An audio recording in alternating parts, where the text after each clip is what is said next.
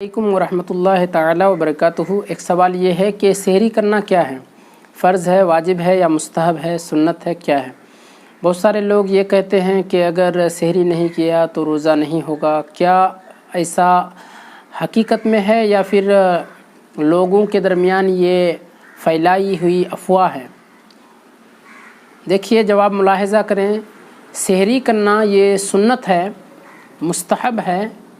मुस्तहब अमल है और सहरी की बड़ी फ़जीलत है। हमें सहरी करना चाहिए क्योंकि हदीस पाक में है तसहरू फ़इन्ना फ़िस्सहूर बरका, सहरी करो क्योंकि सहरी में बरकत है। ये मुत्तफ़क़ अलैह हदीस है।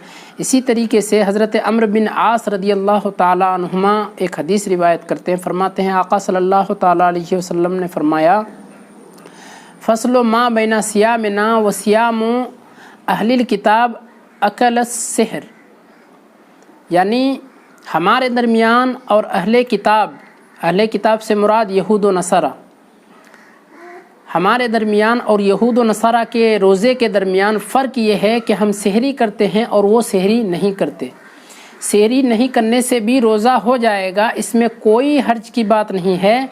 लेकिन आका सल्लल्लाहु ताला अलैहि वसल्लम की सुन्नत ये है कि आप सल्लल्लाहु ताला अलैहि वसल्लम हमेशा सहरी करते और दूसरों को भी सहरी करने की तरगीब देते, क्योंकि रोज़ा रखने में क़ुव्वत मिलती है, ताकत मिलती है और सहरी में बरकत भी है।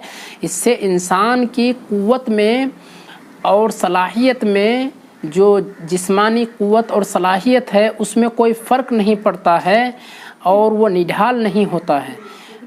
लिहाजा चाहिए कि सहरी कर लें, और अगर कोई शख्स नहीं कर पाता है किसी मजबूरी की वजह से, तो भी रोज़ा हो जाएगा, कोई हर्ज की बात नहीं है।